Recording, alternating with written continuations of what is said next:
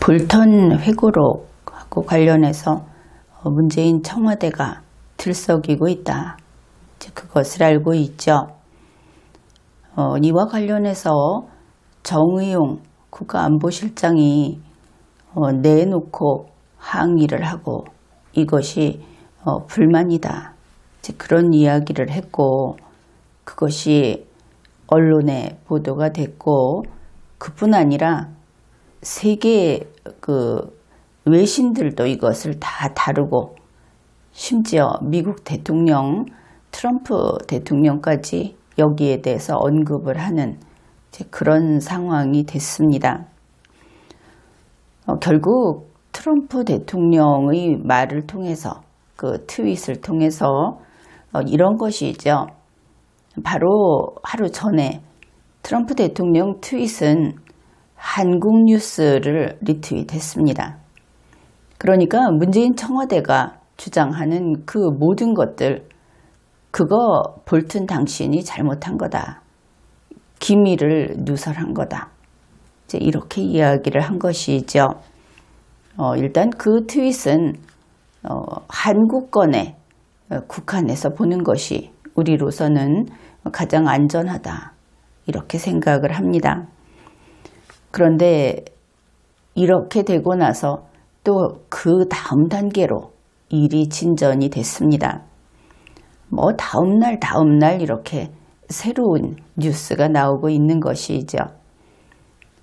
바로 그 볼턴 씨가 이 정의용 실장 그리고 문재인 청와대 측의 말에 대해서 답변을 내놨다 하는 겁니다. 그런데 이것이 우리 한국 국민들에게 있어서는 대단히 큰 의미가 있는 것이다. 그래서 그 이야기를 해보기로 합시다. 이것이 마치 지나간 이야기를 또 하는 것 같은데 이제는 보는 각도를 달리해서 보는 그런 것이 되죠. 우선 6월 23일 중앙일보 보도에 따르면은 볼턴 회고록에 들어있는 내용은 이런 것이라고 합니다. 북미 회담은 한국의 창조물이었다. 사우스 코리아스 크리에이션이라고 그렇게 보도를 했습니다. 그러면서 볼턴 씨가 김정은이나 미국에 관한 진지한 전략보다는 한국의 통일 어젠더가 반영됐다. 사실 이것만 가지고는 한국의 통일 어젠더가 반영됐다고 한다면은 우리로서는 문재인 씨가 할 일을 한 거 아니냐 이렇게 볼 여지가 있죠. 리마연에서는 벌써 오랫동안 문재인 화법, 문재인 어법이라는 것을 계속 번역을 해서 국민에게 내보내고 있습니다. 이게 무슨 뜻인가? 그것이 예를 들어서 북한 비핵화, 그게 뜻이 무엇이었는가? 물론 이제는 이런 내용이 많이 알려졌고 또 볼턴 회고록에서도 또 미국 정부에서도 이것을 분명히 구분을 하고 있습니다. 그런데 문재인 씨가 처음 이 말을 쓰고 그렇게 됐을 때는 다들 이 이중 언어의 의미를 구분하지 못해서 도대체 어디에서 무엇이 잘못되는지 그렇게 가늠도 할 수 없는 그런 상황이었죠. 이번에는 이 문재인 정권의 통일 어젠더라는 것이 무엇인가? 그것이 아주 명백하게 밝혀집니다. 6월 24일 뉴스원에서 보도한 자료를 이제 가지고 우리가 이 이야기를 계속하면 되겠습니다. 미국 현지 시간 23일 아주 즉시 그야말로 뉴스다 이렇게 말을 할 수 있겠죠. 존 볼턴 전 백악관 국가안보보좌관이 그 폭스뉴스하고 인터뷰를 했다고 합니다. 그런데 이 폭스뉴스 사회자가 질문을 하는데 문재인 청와대 정의용 국가안보실장이 22일에 발표한 입장문을 인용하면서 그러면서 볼턴 씨의 입장을 물었다. 아주 제대로 된 질문을 했다 하는 것이죠. 폭스뉴스 사회자는 이렇게 말을 했습니다. 이 회고록은 정확한 사실을 반영하고 있지 않다. 또 상당 부분 사실을 크게 왜곡하고 있다. 정부와 정부 사이의 상호 신뢰에 기초해 협의한 내용을 일방적으로 공개하는 것은 외교의 기본 원칙을 위반한 것으로 향후 협상에 신의를 매우 심각하게 훼손할 수 있다. 이런 예를 들면서 질문을 한 겁니다. 문재인 청와대 측에서 볼턴 회고록의 한반도 남북관계라든지 또 판문점에서 남북, 미국 이렇게 정상들이 만났던 그런 것에 대한 언급이 사실과 다를 뿐 아니라 외교의 기본 원칙을 위반했다고 이 청와대에서 지적을 하고 있다. 당신의 입장이 무엇이냐? 이렇게 질문을 한 겁니다. 그런데 이 볼턴 회고록에서 거기 들어있던 내용이 이번에 조금 더 나왔습니다. 뉴스원 보도에서 이런 것입니다. 볼턴 씨는 2018년 당시에 싹이 트고 있던 한반도 대땅트 거기에 대해서 모든 외교적 판단고는 한국의 창조물이었다. 근데 이 판단고라고 하는 것은 스페인에서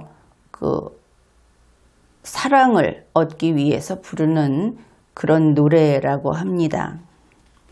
그러니까 모든 외교적인 러브콜이라고 할까 그런 것은 전부 한국의 창조물이었다. 문재인 정부에서 만들어낸 거였다.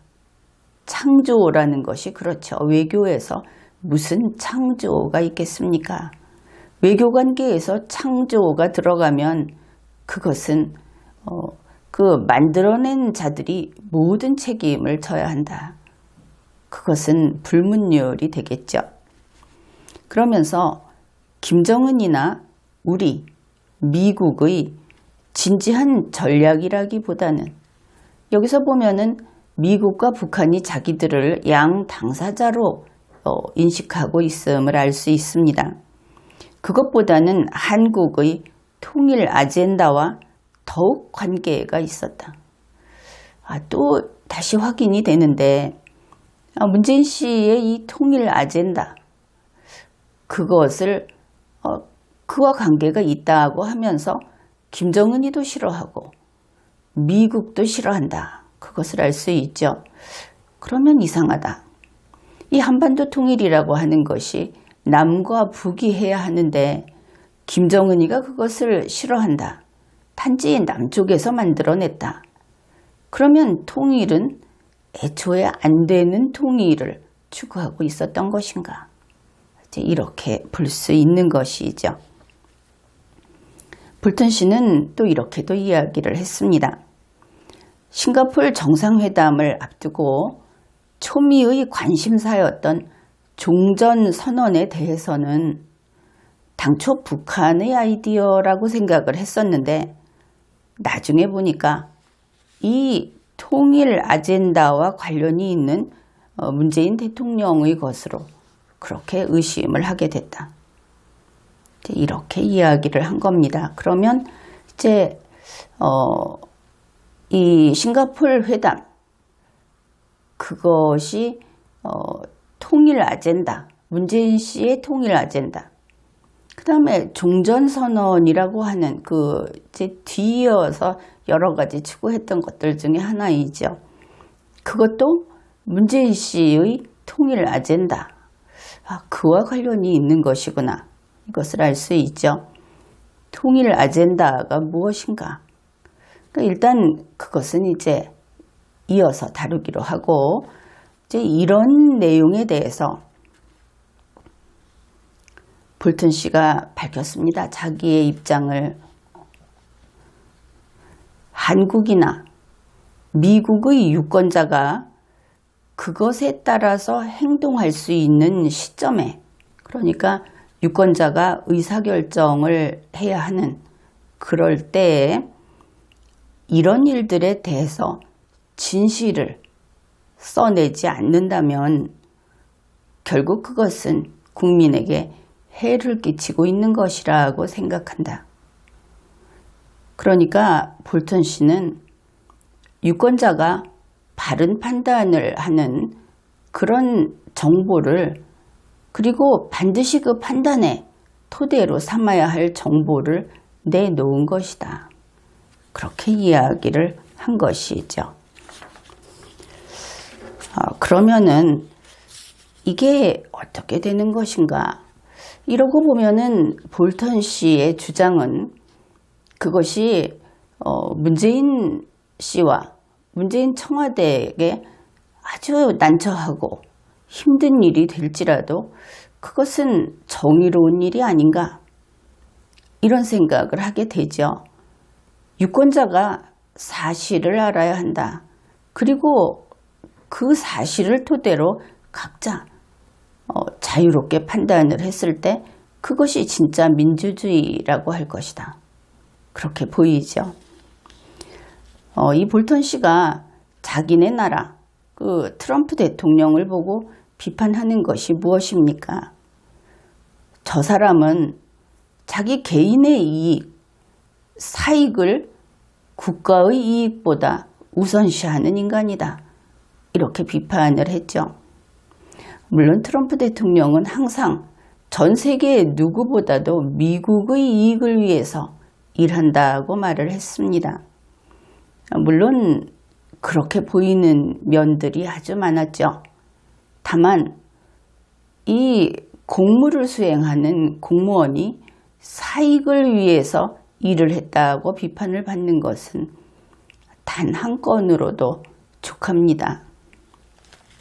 그래서 만일 볼턴 씨의 지적이 옳은 면이 있다고 한다면은 그 부분에 대해서는 분명히 트럼프 대통령은 국익보다 사익을 우선시했다는 그 비판을 받을 만하다.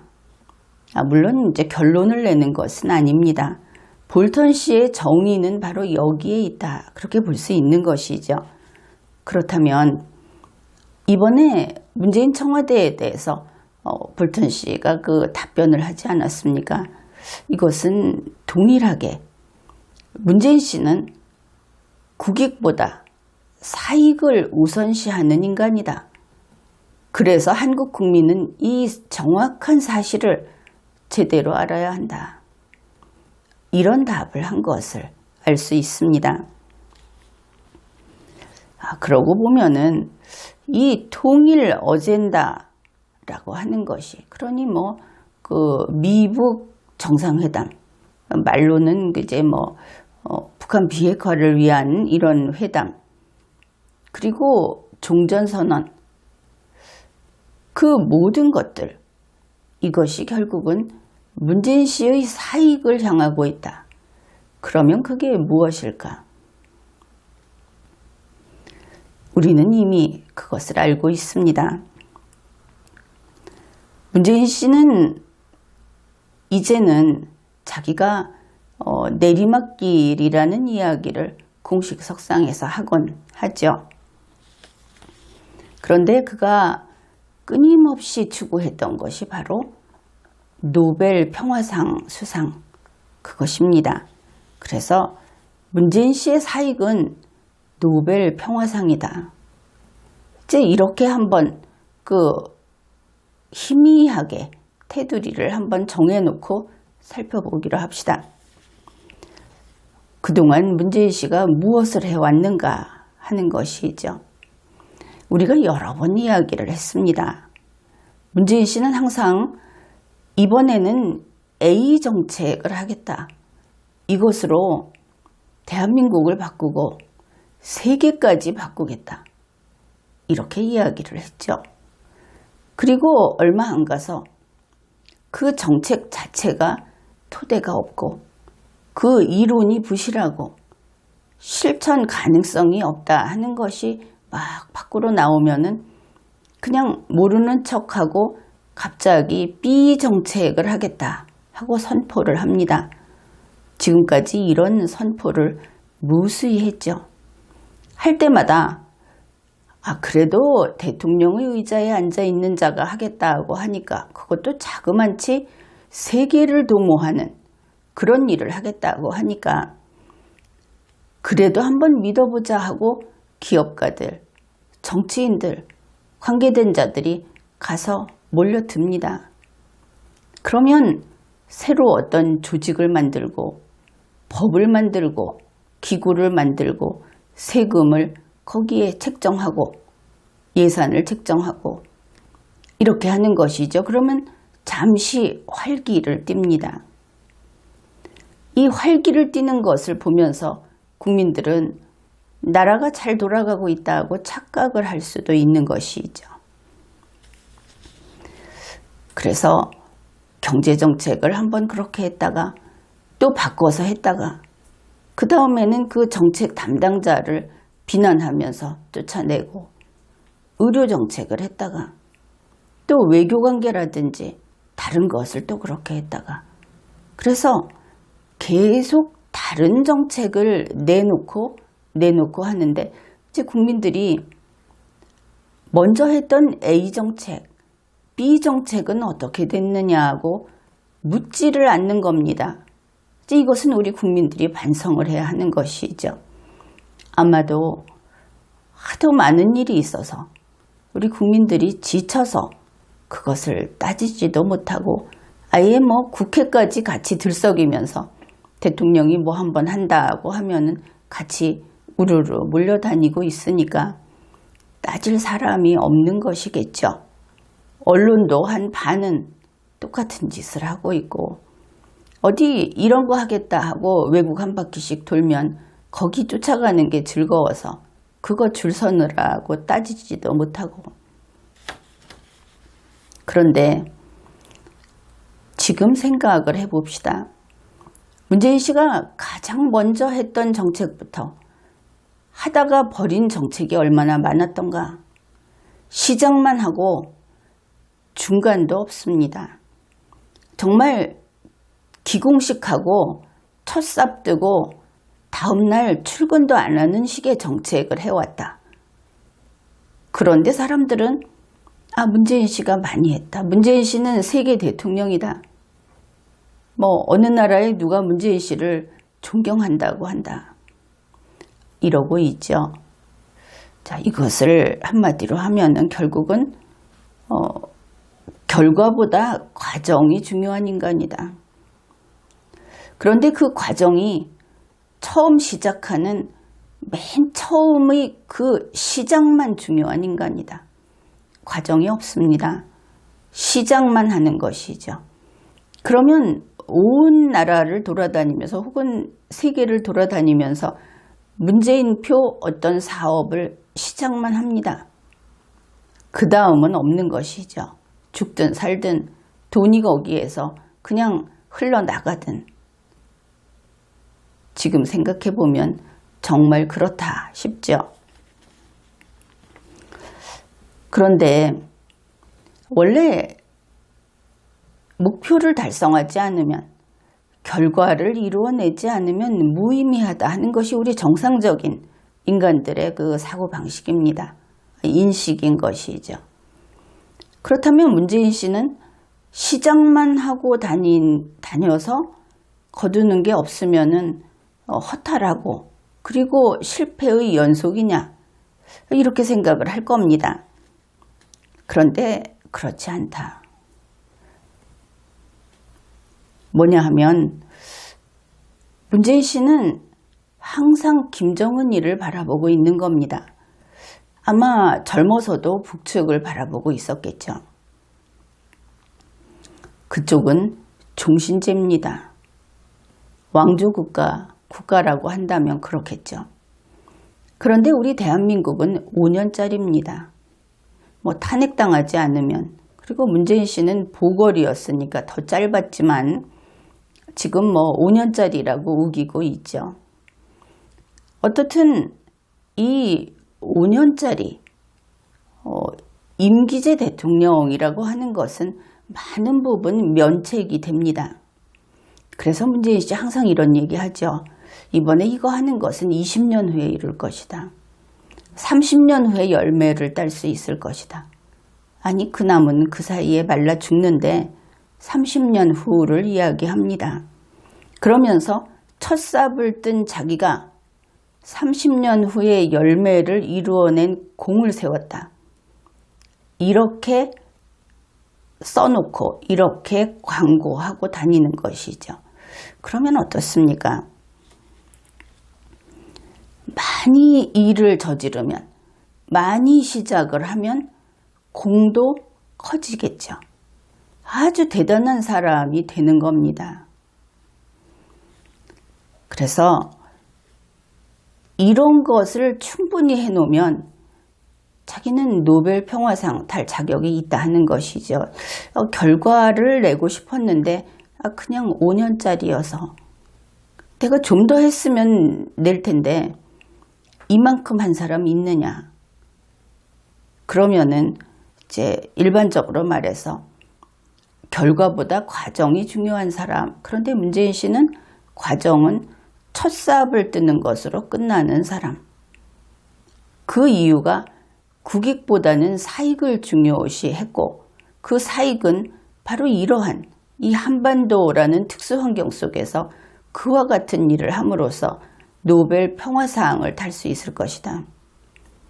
이것이 개인의 목적이다. 그것을 알 수 있죠.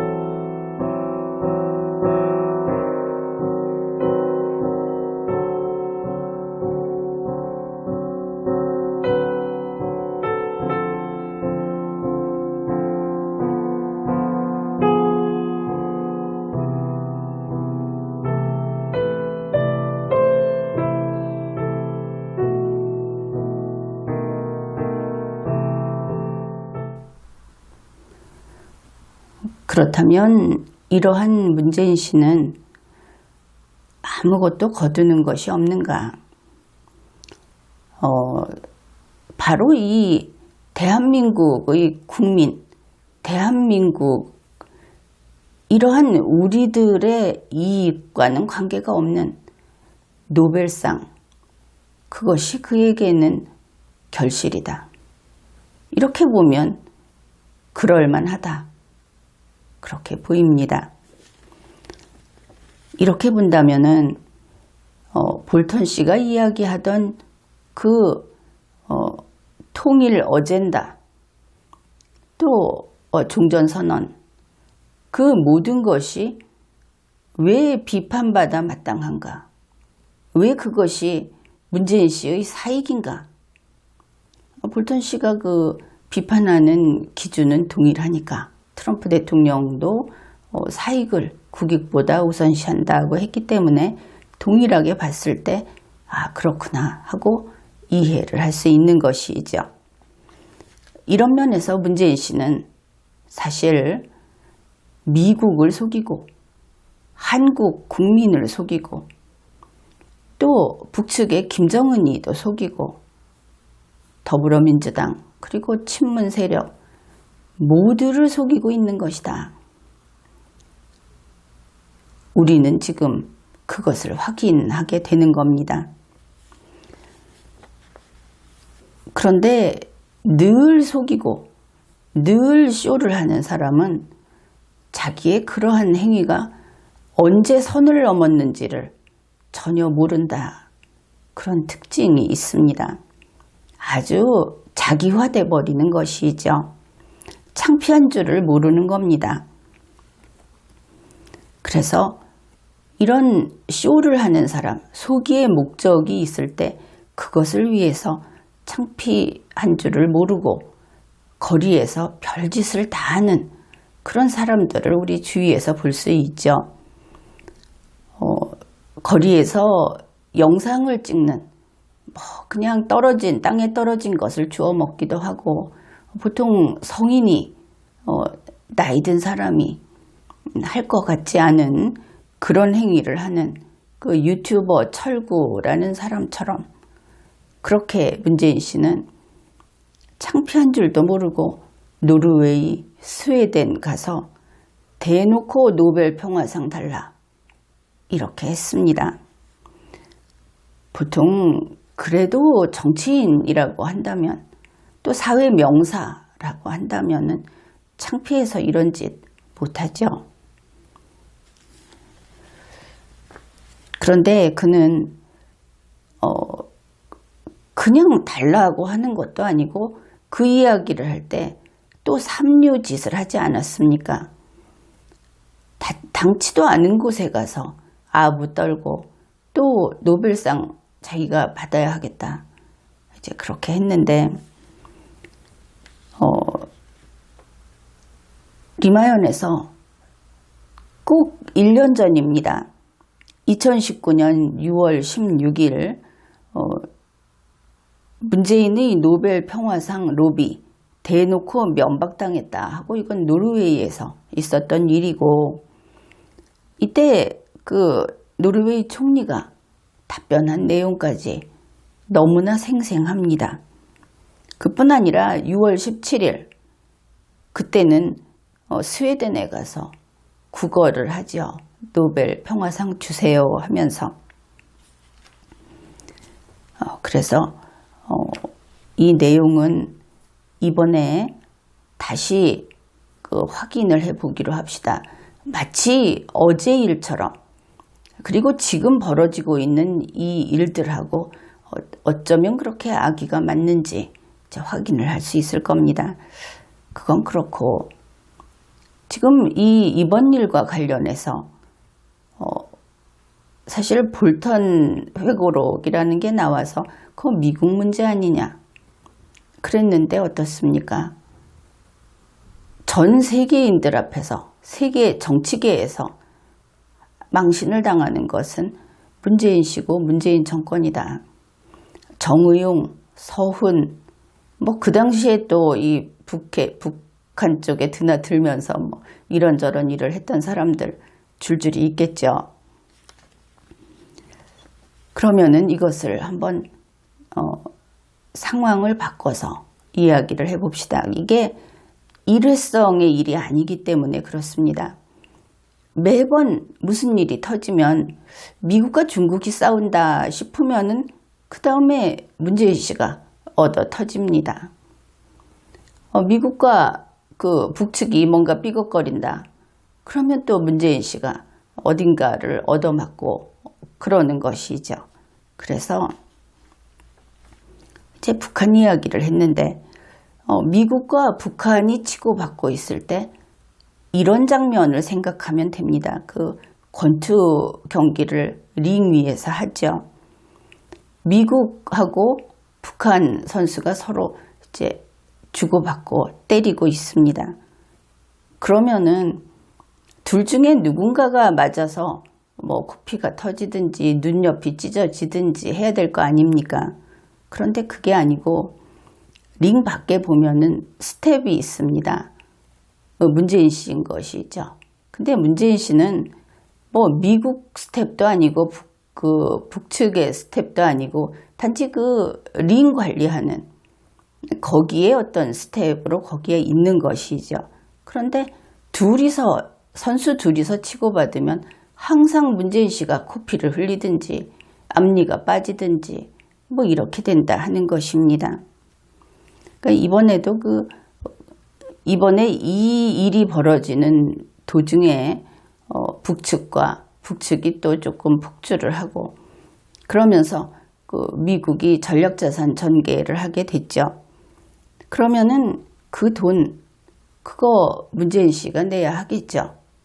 그런데 문재인 씨가 낸다고 해서 그것이 자기 돈도 아니고, 자기 돈 아니니까 문재인 씨는 겁나면 미국 쫓아가서 뭐든지 다 할 테니까 살려주세요 이러는 것 같은데, 결국 그것은 우리 대한민국의, 우리 국민의 돈이고 우리나라의 돈이 그렇게 나가게 된다.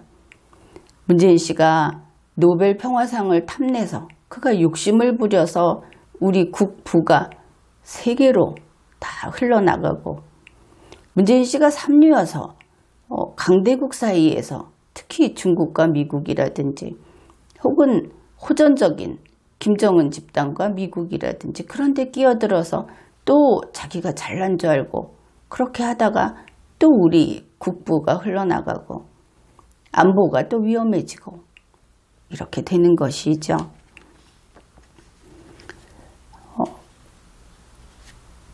이렇게 해서 문재인 씨가 결국 마지막에 움켜쥐는 것은 노벨 평화상이다. 그게 이루어질지는 모르겠지만, 그런데 그 노벨 평화상, 그게 어떤 것인가? 그게 행운의 상인가? 아니면 분란의 상인가? 그것도 좀 불분명하기는 합니다. 지금 김대중 전 대통령 보면은 그 노벨 평화상 집에 가져갔더니 어떻게 됩니까? 자식들이 돈 가지고 싸우고 있죠. 그래서 이렇게 결국은 자격 없는 사람이 노벨 평화상을 가져가게 되면 그것은 재앙을 불러오는 그런 불길한 것이고 그 분란의 싹이 될 수 있다. 이제 그런 생각도 하게 됩니다. 어떻든 문재인 씨는 그렇든 말든 그 노벨 평화상에 모든 것을 걸고 우리 5,100만 국민의 허락도 받지 않고 이 나라를 걸고 자기 맘대로 자기 개인의 욕심을 추구하고 있다. 그것이 볼턴 씨의 회고록, 그리고 그가 거기에 대해서 해명을 하는 과정에서 우리가 다시 확인을 할 수 있었다 하는 겁니다. 문재인 씨의 통일 어젠다, 문재인 씨의 종전선언, 무슨 그 평화를 추구한다 하는 그 모든 것들이 결국 사익 추구였구나. 이 시점에서 우리는 그렇게 판단을 할 수밖에 없는 것이죠. 그래서 이어서 문재인 씨가 사랑하는 노벨 평화상에 대한 이야기를 같이 보기로 합시다.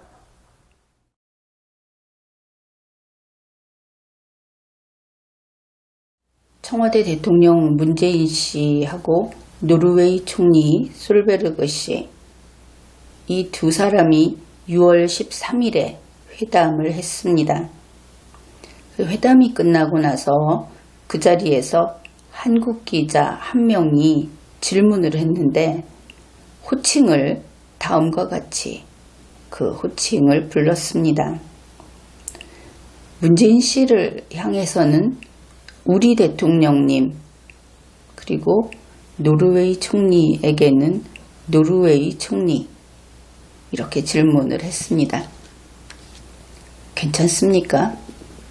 그런데 그 자리는 지금 너무나 인기가 없어서 그렇지 사실은 전 세계 기자가 올 수 있는 그런 자리였죠. 거기에서 우리 대통령이라고 부른 것은 부적절했다. 그렇게 지적을 하겠습니다. 왜냐하면 그것은 객관적이지도 않고 공정하지도 않은 그런 표현이기 때문입니다. 더구나 기자가 대통령과 그렇게 친밀감을 표현한다. 그것도 좀 이상하죠. 어떻든 한국 기자가 노르웨이 총리에게 질문을 했습니다. 노르웨이는 또 평화의 상징의 국가입니다. 전 세계의 노벨 평화상을 수상하는 곳이기도 합니다. 문장이 벌써 틀렸죠. 이것도 역시 청와대에서 올려놓은 그 원문을 올려놓았기 때문에 틀렸으면 그냥 틀린 겁니다. 평화의 상징의 국가입니다. 한글을 모르는 것인가? 이러고도 기자라고 하는 것인가? 그런데 이런 기자를 굳이 그 먼 곳까지 데리고 간 것인가? 질문이 아주 많이 쌓여 있습니다. 어떻든 그 표현에서 노르웨이가 노벨 평화상을 주는구나, 이것을 알 수 있죠. 그는 이어서 이렇게 이야기를 합니다. 지금 문재인 대통령은 한반도 평화 프로세스를 진행하고 있습니다. 한반도 평화 프로세스가 노벨 평화상에 어느 정도 기여도가 있을지, 그리고 한반도 평화 프로세스가 전 세계 평화에 어떤 역할을 할 수 있을지 말씀을 부탁드리도록 하겠습니다. 이 부분을 보면서 도대체 이거를 영어로 어떻게 번역을 했을까 좀 궁금합니다. 말씀을 부탁드리도록 하겠습니다. 물론 뚝 잘라 먹고 그냥 했겠죠. 그런데 우리 한글도 이렇게는 안 씁니다. 임금님 앞에서 쓰는 말처럼 아주 군더더기가 잔뜩 붙어 있습니다. 첫 번째 문장을 보기로 하죠. 첫 번째 문장에서 우리가 알 수 있는 것이 문재인 씨가 한반도 평화 프로세스를 진행하고 있다, 이런 정보를 우리는 알 수 있습니다. 그 다음에 두 번째 문단 그 전단 앞부분만 보게 되면 이런 내용이죠. 한반도 평화 프로세스가 노벨 평화상에 얼마나 기여하느냐, 이렇게 물은 겁니다. 역시 상식적으로 생각하면 문장이 안 되죠. 이게 무슨 소린가, 그런 느낌이 들 겁니다. 어떻든 그 말을 그냥 그대로 두고 분석을 해보기로 합시다. 문재인 씨는 노벨 평화상을 위하여 한반도 평화 프로세스를 진행하고 있구나, 그것을 알 수 있죠. 문재인 씨가 지금 그것을 하고 있는데 그것이 노벨 평화상에 얼마나 기여하느냐, 기자가 이렇게 물었으니까. 그러면 이제 두 번째, 그 정보를 바탕으로 우리는 이렇게 생각할 수 있습니다. 한반도 평화 프로세스, 이 프로세스라는 것은 언제부터 언제까지라는 과정이 될 테니까 결국 끝이 나겠죠. 그것이 끝나면 노벨 평화상한테는 어떤 이익이 있나? 노벨 평화상이 얼마나 좋아할 것인가? 이런 의문이 생기는 겁니다. 문재인 씨는 그러면 노르웨이를 위하여, 스웨덴을 위하여, 노벨 재단을 위하여, 그래서 한반도 평화 프로세스를 진행하는 것인가? 그렇다면 이것이 문재인 씨가 이러한 기여를 하고 싶어서, 노벨 평화상에 기여를 하고 싶어서 자기 뜻대로 우리 대한민국의 모든 돈과 시간과 그 저력을 다 기울여서 한반도 평화 프로세스를 진행하고 있다. 그러면 누가 기쁜가? 문재인 씨 한 사람만 기쁘다. 문재인 씨 한 사람의 만족감을 위해서 한반도 평화 프로세스를 진행하고 있구나.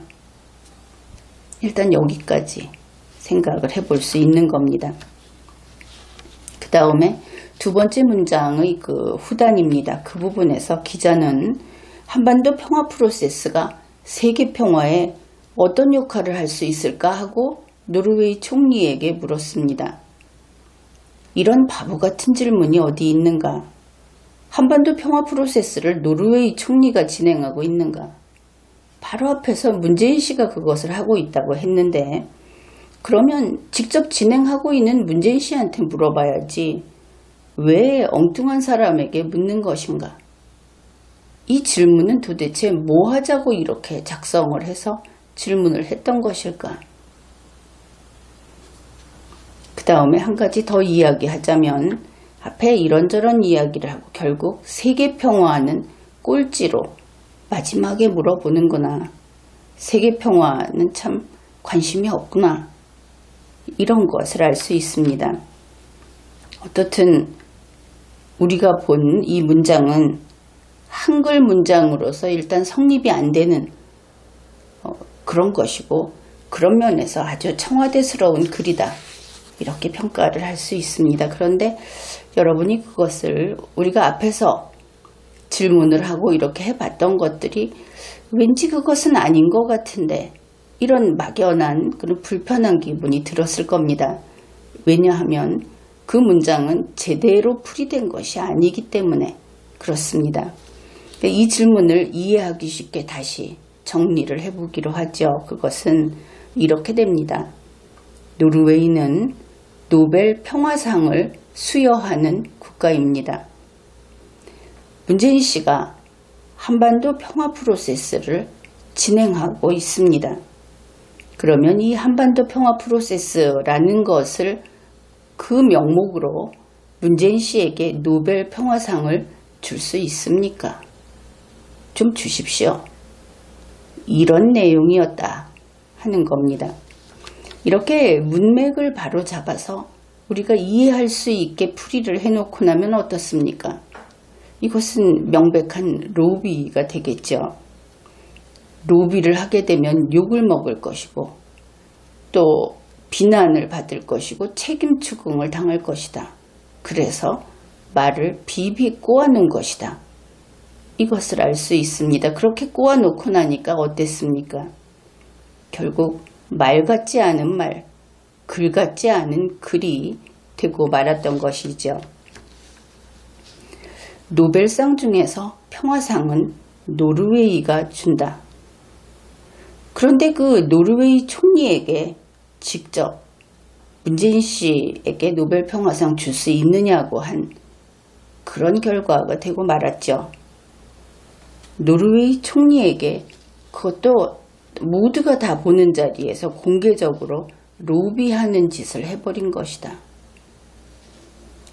그렇게라도 한번 찔러보고 싶었을지도 모르겠습니다.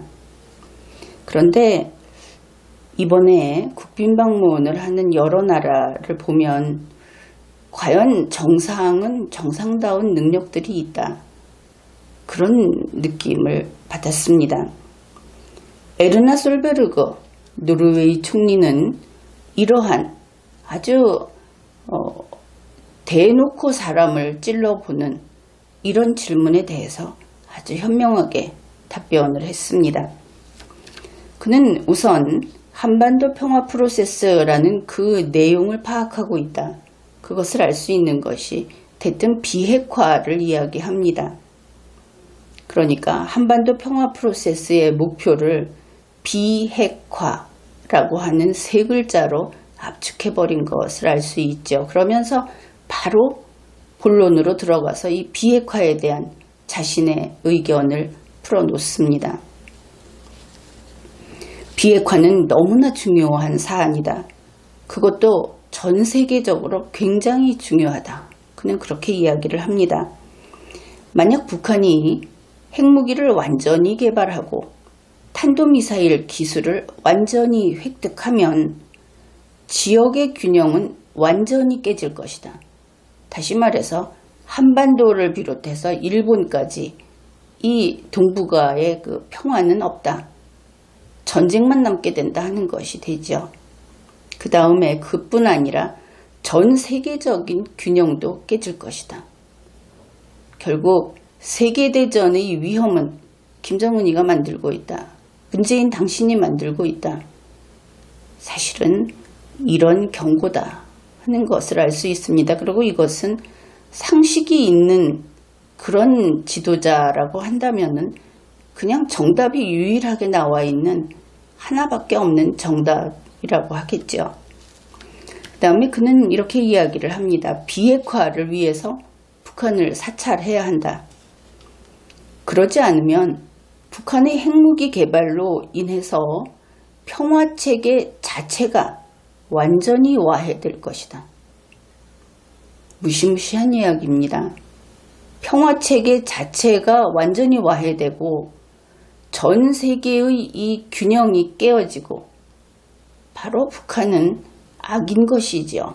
인류를 멸망의 길로 몰고 갈 수 있는 이 이야기는 2017년에 이미 했습니다. 전 세계가 김정은이를 어떻게 보고 있는지, 거기에 손잡고 같이 돌아다니겠다 하고 지금까지 자유세계의 일원이라고 믿은 이 대한민국, 자유세계의 일원이기 때문에 서로 친구로, 동맹으로 이렇게 신뢰관계를 맺은 그 우방들을 김정은이 그 악을 위해서 악용하는 문재인, 도대체 이 나라를 무엇으로 볼 것인가? 그렇게 2년이 흘러온 겁니다. 그래서 강력한 대북 제재로 북한을 비핵화해야 한다. 결론까지 완전히 냈습니다. 그 다음에 두 번째 답을 합니다. 노벨 평화상을 누구에게 줄 것인지를 정하는 것은 노르웨이가 아니다. 노르웨이 국가 정부가 아니다. 이런 뜻입니다. 노르웨이 정부는 전혀 관여하지 않는다. 그렇죠. 어떻게 정부가 여기에 관여하겠습니까? 노르웨이 노벨위원회가 누구에게 상을 줄 것인지 그 수상자를 선정하고 그리고 시상도 한다. 이것이 우리가 알고 있는 사실입니다. 실제가 그런 것이죠. 여기에 정부가 개입을 한다면 그것은 정말 큰일 날 소리다.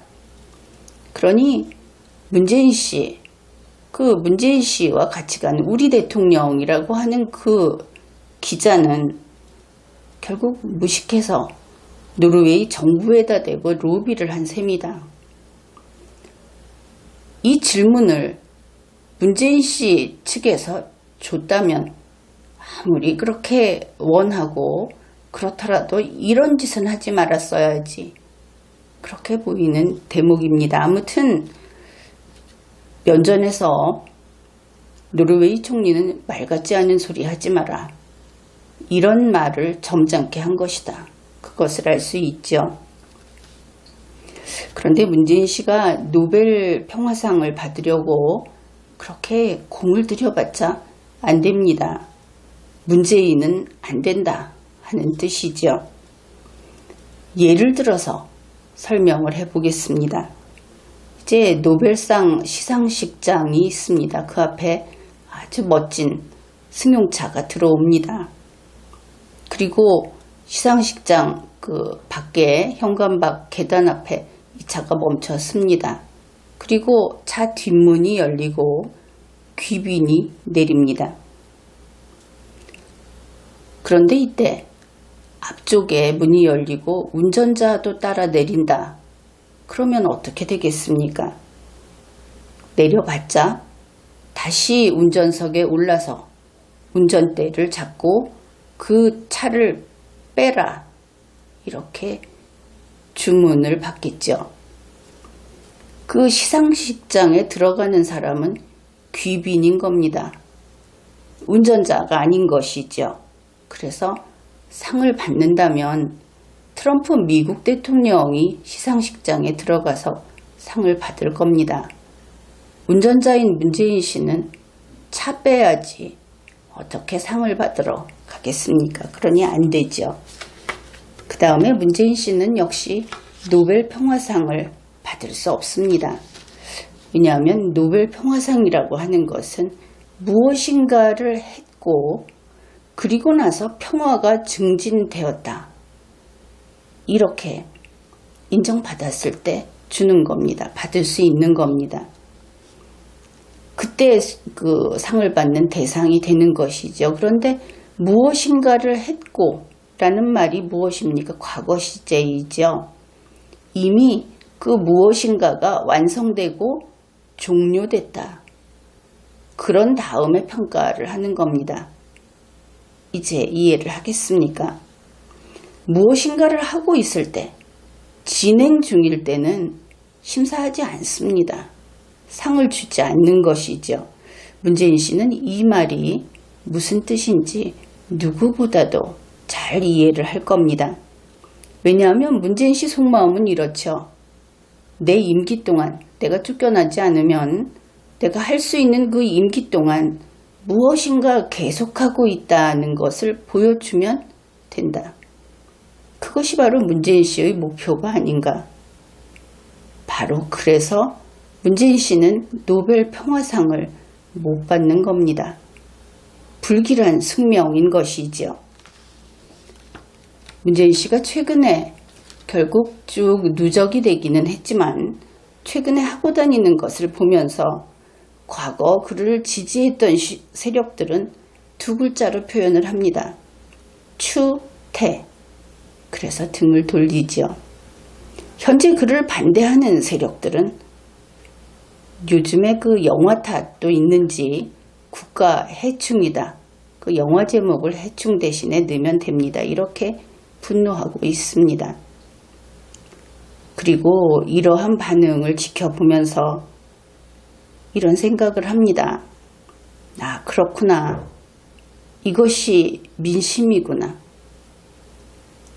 지금까지 리걸마인드 연구소였습니다.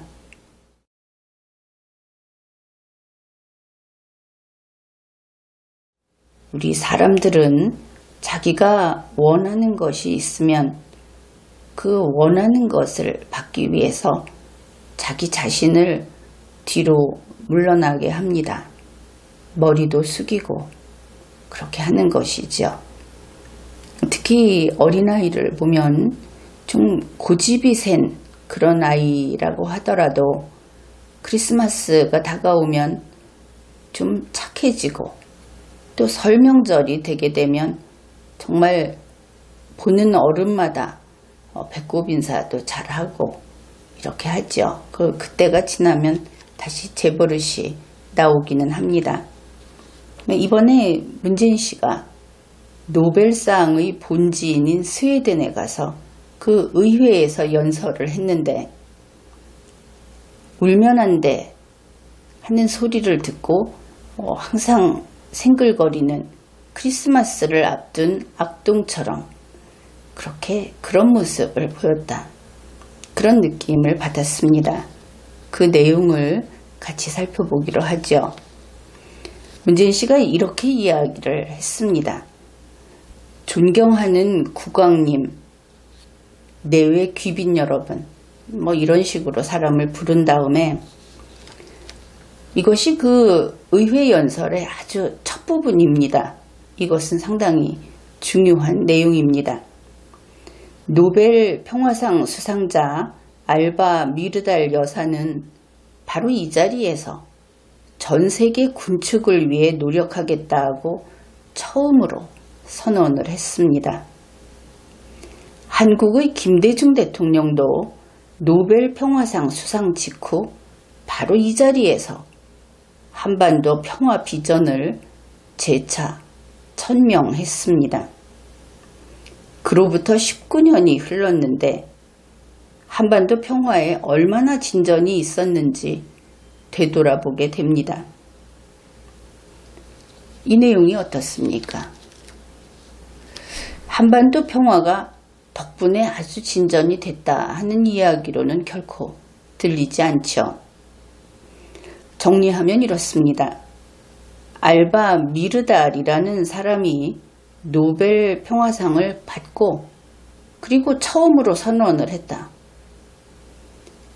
김대중이라는 사람이 19년 전에 노벨 평화상을 받고 재차 천명을 했다. 그러나 19년이 지난 지금 성과는 없다. 문맥상 당연히 이렇게 정리가 됩니다.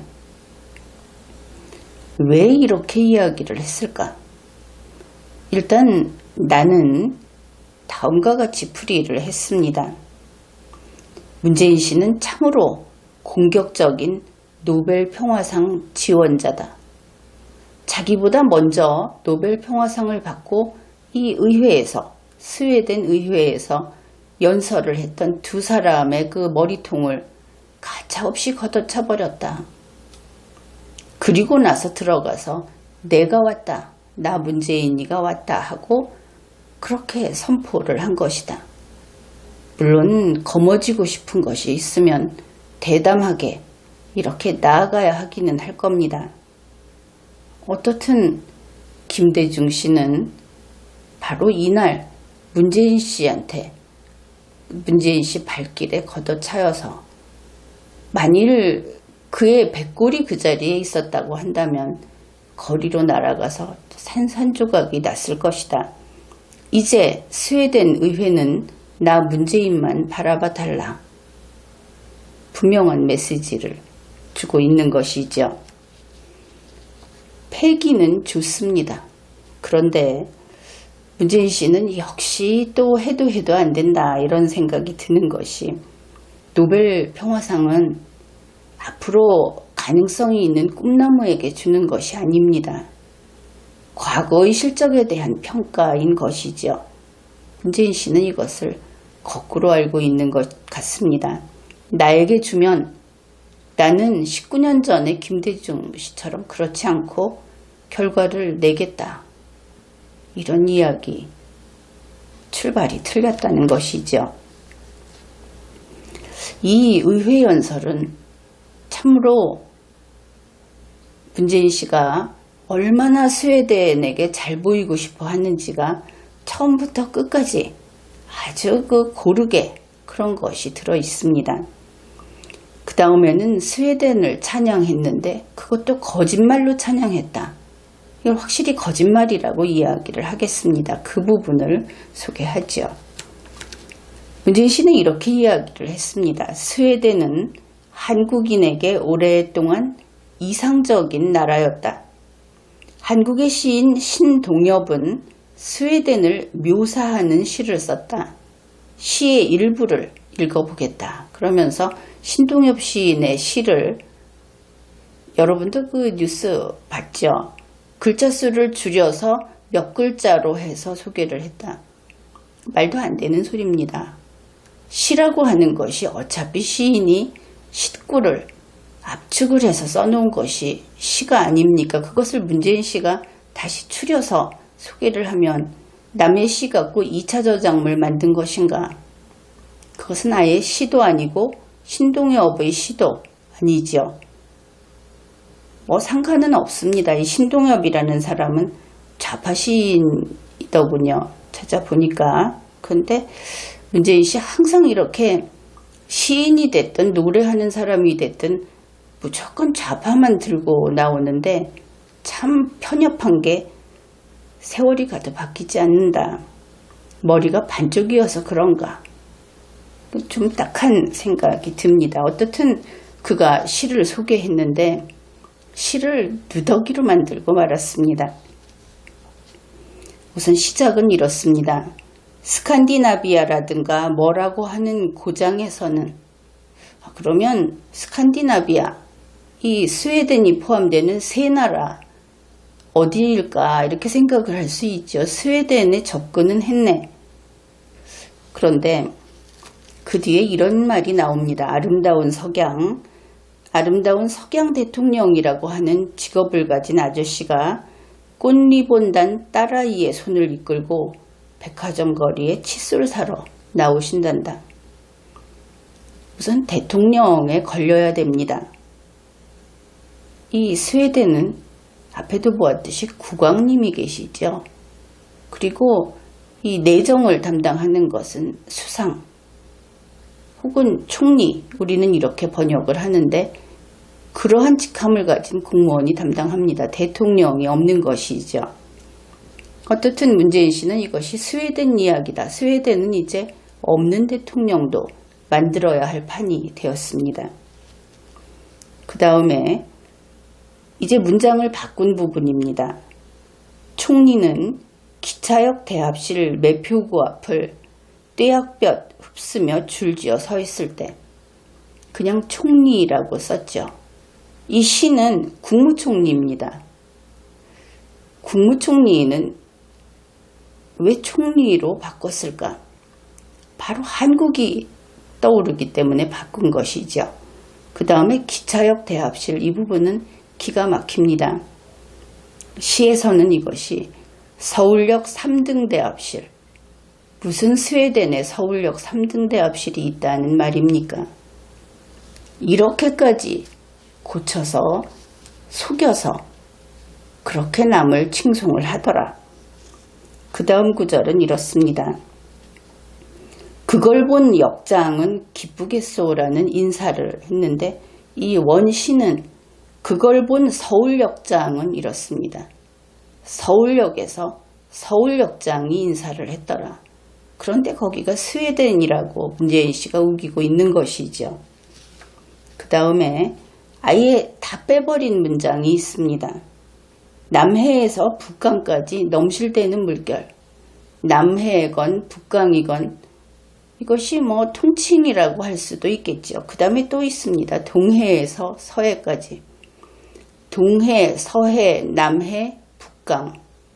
이것은 대한민국 주변의 지형이죠. 그 다음에 또 있습니다. 그 중립국에서는 바로 이 중립국이라는 말 때문에 스웨덴을 스위스하고는 좀 다르지만 스웨덴을 중립국이라는 측면에서 이것이 스웨덴을 가리킨 시다. 이렇게 덥석 믿어버렸는지 모르겠는데 이 부분을 잘 들어보십시오. 그 중립국에서는 대통령 이름은 잘 몰라도 지금 이 중립국은 대통령이 있는 나라다 하는 것을 알 수 있죠. 따라서 이 신동엽 시인이 쓴 이 배경은 일단 가장 가까운 것은 한국이고 스웨덴은 될 수 없다. 그것을 알 수 있습니다. 스칸디나비아가 나왔다고 해서 그것이 바로 스웨덴인 것은 아니죠. 그 다음에 대통령이 없습니다. 국왕이 있는 곳입니다. 서울역도 없죠. 스웨덴에는 동해, 서해, 남해도 없고 따라서 이것은 그 좌파 시인이 꿈꾸던 자기가 원하는 요소들이 있는 한국이 아닐까. 이렇게 생각을 해보는 것이 오히려 원만하다. 그렇게 봅니다. 어떻든 풀이를 어떻게 하든 상관없는데 왜 서울역 3등대합실을 지웠는가? 스웨덴에 서울역 3등대합실이 없으니까. 이것은 분명하죠. 이런 식으로 시를 뚝뚝 잘라 붙이고 어휘도 바꿔 쓰고 하는 이런 조작질은 안 되는 겁니다. 문재인 씨는 도대체 할 수 있는 일과 해서는 안 되는 일을 모르는 사람인가? 글을 보자 하는 사람들은 겨우 이 정도 시조차도 제대로 파악을 못해서 그 시를 마음대로 잘라서 대통령의 연설문에 붙여주는 것인가? 이 삼류들을 도대체 어떻게 하면 좋은가? 그런 생각을 하게 됩니다. 그 다음에 문재인 씨는 스웨덴 찬양을 계속합니다. 이런 식으로 하는 것이죠. 한국인들은 스웨덴의 역할을 매우 고맙게 여기고 신뢰합니다. 여러분 스웨덴 그렇게 잘 알고 있습니까? 스웨덴만큼 우리가 물론 그 스웨덴을 자주 가지 않는다 하는 것도 있지만 스웨덴은 우리하고 그렇게 가깝지는 않죠. 그 다음에 스웨덴은 한국인이 매우 사랑하는 나라입니다. 여러분은 스웨덴을 사랑합니까? 그 답이 그렇다가 아니면 문재인 씨는 거짓말을 한 겁니다. 한국인들은 앞에 소개한 그 신동엽의 이 시를 읽으면서 스웨덴의 수준 높은 민주주의와 평화, 복지를 상상했다.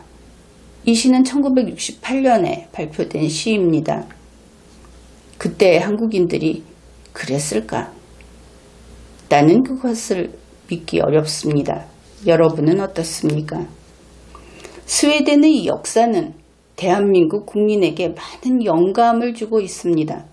이제 문재인 씨는 스웨덴의 역사까지 찬양을 하고 있습니다. 그 먼 나라, 남의 나라 역사를 우리 국민들이 거기에서 많은 영감을 받고 있다. 일단 이 모든 이야기를 나는 그 이야기에 동의하지 않습니다. 문재인 씨의 이 말을 우리 대한민국 국민들이 정말 그렇다면 또 할 말은 없습니다. 문재인 씨의 극찬은 다음 구절입니다. 문재인 씨는 이 판문점 선언 이것을 정말 애지중지하죠. 대단한 기적같이 다가온 일 이렇게 표현을 합니다. 2018년 4월의 일이죠. 그런데 그 판문점 선언이 있던 그날을 스웨덴한테 망설임 없이 선물을 해버립니다. 판문점 선언이 있던 그날은 스웨덴의 여름만큼 아름답고 화창한 봄날이다. 이렇게 말을 했습니다. 그런데 참 딱하죠. 4월은 여름이 아니고 봄입니다. 그러니까 스웨덴의 여름만큼 아름답고 화창한 봄날이다. 그렇게 구겨 넣은 것이죠. 스웨덴의 봄날도 그렇다고 하면 좀 짜깁게 하기가 쉬웠을 텐데 아무튼 이렇게 어울리지 않게 억지로 구겨 넣어서 찬양을 했습니다. 직접 그가 한 이야기를 조금 소개를 하죠. 한반도 평화를 만들 당사국들이 만나고 대화할 수 있는 기회를 마련해준 스웨덴의 역할에 감사드립니다. 우리는 스웨덴 국민의 응원으로 한반도 평화에 대한 희망을 더욱 크게 키울 수 있었습니다. 2000년 남북 정상회담부터 역사적인 1, 2차 북미 정상회담까지 스웨덴이 했던 큰 역할을 결코 잊지 않을 것입니다. 이 이야기 그 전에 핀란드에서도 들은 것 같죠. 어디를 가든지 이렇게 바닥을 깁니다. 어떻든 무작정 감사를 연발하는 문재인 씨. 노린재라는 그 곤충이 있죠. 그 노린재처럼 납작 엎드려서 무한한 칭송을 바치고 있구나. 그것을 알 수 있습니다. 문재인 씨는 그 다음에 평화를 노래했습니다. 이렇게 시작을 합니다. 저는 스웨덴의 길을 믿습니다. 여러분은 갑자기 왜 이런 이야기를 하지? 이렇게 이런 느낌을 받는 분들이 있을 텐데 이것은 바로 전에 문재인 씨가 했던 이야기를 알고 있으면 좀 이해하기 쉽습니다. 문재인 씨가 노르웨이를 떠나면서 이렇게 이야기를 했습니다. 핵을 버리고 신뢰를 통해서 평화를 만든 스웨덴으로 떠납니다. 핵을 버리고 신뢰를 통해서 평화를 만든 그 스웨덴의 길을 믿고 문재인 씨가 그 길을 가겠다고 하면 말이 안 되죠. 우리 핵이 없지 않습니까? 기껏해야 원자력 발전소밖에 없는데 그래서 그걸 버리고 평화의 길로 가겠다. 그걸로 이 한반도 북한 비핵화는 전혀 이루어지지 않습니다. 또 하나 스웨덴은 핵을 버렸죠. 북의 김정은이는 핵을 버리지 않습니다. 그것이 자기네 그 삶의 토대라고 하지 않습니까? 그렇다면 핵을 버리고 간 스웨덴의 길과 핵을 껴안고 가는 북의 김정은이의 길은 같은 길이 아니죠. 북계는 스웨덴이 아닙니다. 그런데 문재인 씨는 스웨덴한테 가가지고 핵을 참 잘 버리셨습니다. 이렇게 하는 겁니다. 그 길을 믿습니다. 김정은이는 멀쩡하게 핵을 껴안고 있는데 도대체 왜 스웨덴을 귀찮게 하는 것일까? 그렇죠. 그 얘기를 하려면 김정은이한테 너 정신 차려라, 핵을 버려라 이렇게 이야기를 해야 하는데 김정은이한테는 뻥끗도 못하고 스웨덴한테 가서 잘하셨습니다 하고 칭송을 합니다. 좀 이상하죠? 이상한 짓을 합니다. 아무튼 이 대목부터 이 연설이 끝날 때까지 한번 헤아려 봤더니 평화라는 말을 30번을 계속을 합니다. 곳곳에 집어놨습니다. 평화를 위한 평화, 평화의 평화. 이런 식인 것이죠. 문득 이런 생각이 들었습니다. 바로 이 대목을 영어로 통역을 하지 않겠습니까? 그러면 통역하는 사람이 이렇게 이야기를 하겠죠. 피스 피스 피스 피스 하다가 어느 순간부터는 스피스 피스 피 이렇게 할 것 같다. 그런 생각을 했습니다. 이렇게 해서 그 연설문을 쭉 보다 보면 그 말미에 가서는 문재인 씨도 좀 뒤늦게 정신을 차린 것 같습니다. 바로 스웨덴은 노벨 평화상을 안 주는구나. 이것을 깨달은 것 같다. 평화상 받아야 하는데 평화상 안 주는 곳에서 여태까지 로비를 한 것이죠. 그러니까 문재인 씨가 하는 그 다음에 그 행동이 이렇게 표현이 됩니다. 이렇게 이야기를 할 수 있겠습니다. 여기 주소가 틀렸네. 그러면서 노벨 문학상을 받은 시인의 식구를 소개하는 것이죠. 말미에는 노벨 문학상을 받은 사람의 식구 한 줄을 소개합니다. 그 중에 후반부만 소개를 하면 이렇습니다. 땅은 우리가 똑바로 걷기를 원한다. 혹시 이 말을 하면서 문재인 씨 가슴을 쳤을까요? 노벨 평화상을 받은 시인을 찾는 데 실패한 모양입니다. 역시 해도 안 되는 불길한 숙명의 주인공이다. 그것을 또다시 확인을 할 수 있었습니다. 지금까지 리걸마인드 연구소였습니다.